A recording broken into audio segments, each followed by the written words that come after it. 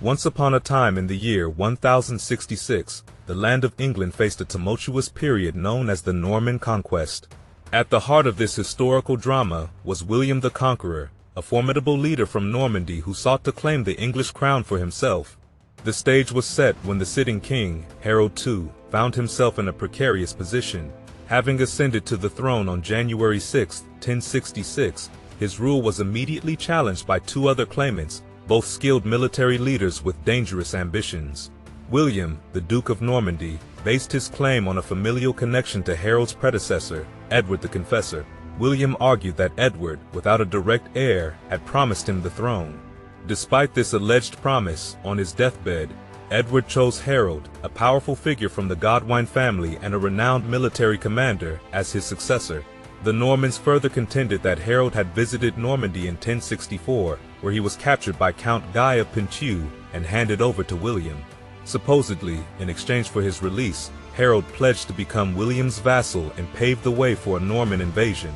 With a sense of grievance and a determination to enforce his claim, William embarked on extensive preparations for a military invasion. In the summer of 1066, Harold, anticipating the Norman threat, mustered an army in readiness. However, as time passed without the invaders appearing, Harold faced a dilemma. He reluctantly disbanded his army, unaware that a third contender was about to enter the scene. Harald Hardrada, the King of Norway, also known as Harold III, asserted his right to the English throne on two grounds. Firstly, he believed he was the rightful ruler of Denmark, a kingdom with historical claims over parts of England. Secondly, his predecessor, Sven of Norway, was the illegitimate son of Elfgifu, the wife of King Canute, who had ruled England from 1016 to 1035. Much like William, Hardrada prepared to press his claim through force and assembled an invasion fleet that set sail for England in September 1066. Harold II now found himself in an impossible situation, facing two invasions from opposite ends of his kingdom simultaneously. The year 1066 promised to be a truly eventful chapter in the history of England, as the destiny of the crown hung in the balance. And the aftermath of the Battle of Hastings marked a turning point in the fate of England. Harold II had valiantly defended his realm against the invasions of Harald Hardrada and his own brother Tostig, but fate had other plans. On that fateful day in October 1066, the Anglo-Saxon army faced the Normans on the fields of Hastings. Harold, with his forces largely composed of infantry, including the formidable housecarls wearing chain armor and wielding huge axes, initially held his ground on the Hammerhead Ridge. The shield wall formation of the English proved effective against early Norman attacks. However, as discipline wavered and some warriors pursued a potentially feigned Norman cavalry retreat, the balance of the battle shifted. The Norman cavalry successfully broke up the Anglo-Saxon shield wall, and with the fall of Harold and his two brothers, William's victory became inevitable. Tradition holds that Harold met his demise from an arrow to the eye before being hacked to pieces on the ground. With the English resistance crushed, William the Conqueror marched triumphantly on London. The city, a strategic prize, was protected by the River Thames and a well-defended bridge, posing a challenge for direct assault. William, however, opted for a strategic maneuver, looping around southeast England. This allowed him to cut off the roads leading to London and approach the city from the north. Along the way, reinforcements from Normandy arrived, and key towns and fortifications, including Romney, Dover, Winchester, and Canterbury, fell to the Normans. Despite initial obstacles, William's successes, coupled with the loss at Hastings, led the remaining Anglo-Saxon nobles, including the figurehead Edgar Atheling, to surrender London without a fight. On Christmas Day in 1066, in Westminster Abbey, William the Conqueror was crowned William I of England, bringing an end to 500 years of Anglo-Saxon rule. The Normans wasted no time in solidifying their control. Motte and Bailey castles dotted the landscape, and Norman lords claimed estates across the conquered territory, while William's focus initially turned to the northern half of England, where Anglo-Saxon rebels, including Eadwine, the Earl of Mercia, and Morcar, the Earl of Northumbria, resisted. The year 1066 had undeniably been a triumph for the Normans. Yet, the journey to secure their kingdom was far from over, with 5 years of intermittent fighting ahead. And, as the year 1067 unfolded, the newly crowned William I faced a barrage of challenges that tested his resolve and the stability of his fledgling reign. The summer breeze carried whispers of rebellion, and the horizon darkened with the shadows of impending threats. Eustace of Boulogne, a former ally turned adversary, launched a daring attack on Dover with a fleet from northern France. The Norman forces, swift and resolute, managed to repel this unexpected assault. Yet, before the echoes of the clash at Dover could fade, another storm gathered at Exeter. A rebellion, fueled by the weight of William's oppressive taxes, erupted, prompting the king to personally lead a siege that endured for 18 grueling days until the city surrendered in January 1068. With the threat seemingly quelled, William sought to consolidate his power. In the spring, he summoned his wife, Matilda, from Normandy, and on May 11, 1068, she was crowned the Queen of England in the grandeur of Westminster Abbey. However, the calm was short-lived as a new danger emerged on the western coast. Godwine, son of Harold II, exiled in Ireland, rallied a fleet of rebels and pirates, landing at Avonmouth in the summer of 1068. The target was Bristol, but the city resisted fiercely, and a local shire army successfully repelled the attack, forcing Godwine to retreat to Ireland. Simultaneously, a rebellion erupted in York, the key city of the north. William responded decisively, marching northward, leaving a trail of razed villages and towns in his wake. Notably, castles rose at Warwick and Nottingham, testament to the king's determination.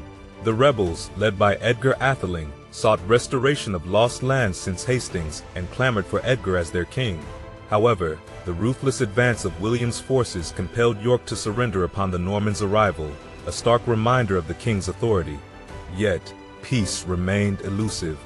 In January 1069, Durham and York fell victim to rebel armies, prompting William to march north once more, crushing the insurrection in a decisive battle. As the year unfolded, another foreign threat emerged, with King Sven II of Denmark dispatching his brother Asbjorn and 300 ships to plunder the northeast coast of England. Joined by Anglo-Saxon rebels, they sacked York, but William's relentless pursuit forced them to retreat down the River Trent. In a classic maneuver, William paid off the Vikings to return home, solidifying his rule with a Christmas stay in York. The harsh winter of 1069 to 1070 witnessed William's implementation of the controversial harrying the North policy.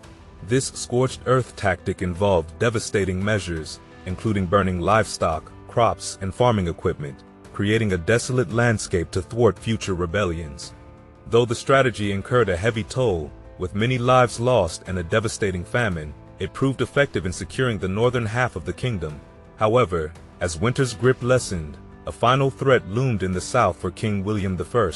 And, as the year 1070 unfolded, the conflict reverberated once more on English shores. Sven, King of Denmark, arrived to fulfill the ambitions that his brother's earlier expedition had left unfulfilled. The Danes, having linked up with Anglo-Saxon rebels led by Hereward the Wake in East Anglia, aimed to challenge the Norman rule. Hereward, driven by the loss of his family's lands, had orchestrated an attack on Peterborough in the summer of 1070, pillaging the monastery. However, Sven's Danes departed for home, leaving Hereward to face the consequences alone. Despite this setback, Hereward continued his guerrilla warfare against the Normans, gradually amassing more followers, including the support of Earl Morcar. William, recognizing the persistence of the rebellion, was compelled to personally lead an expedition to East Anglia. In the summer of 1071, he marshaled both land and sea forces, constructing a causeway to transport siege engines for an assault on Ely Abbey, which had become the rebel stronghold. As the fortifications rose around the abbey, and faced with William's unyielding determination, the rebels either surrendered or scattered, marking the end of the last Anglo-Saxon rebellion against Norman rule. The following year, in 1072, William directed his attention northward. Scotland, a persistent source of raids on Northumbria, faced Norman aggression. Malcolm III, the Scottish king, sought peace, leading to the exile of Edgar Atheling to Flanders as part of the negotiated settlement. With this, a new era dawned. The Normans had firmly entrenched themselves in English history. The consequences of the Norman conquest rippled through the fabric of English society. The immediate impact was evident in the near-total replacement of the Anglo-Saxon ruling and landowning elite by a smaller Norman aristocracy, granted estates and titles by William. This seismic shift in ownership was meticulously recorded in William's Doomsday Book of 1086-7, underscoring the profound transformation. Feudalism and manorialism flourished under Norman rule, solidifying the relationship between lords and vassals, as well as the use of free and unfree labor to cultivate the land. The church underwent changes too, with Norman bishops replacing their Anglo-Saxon counterparts, and new stone cathedrals in the Norman Romanesque style emerging in urban centers such as Winchester, York, and Canterbury. Amidst these shifts, the influence of the Norman elite extended beyond governance, reaching language and culture. French became prevalent, leaving an enduring mark on English syntax and vocabulary. While no massive population migration occurred from Normandy to England, the intertwining of politics, economics, and cultures between the two regions laid the groundwork for future complexities. England, already evolving into a formidable European kingdom under the Anglo-Saxons, experienced an acceleration of this process through the Norman invasion. The conquest positioned England as a dominant force in the British Isles and a significant player in continental Europe for centuries to come.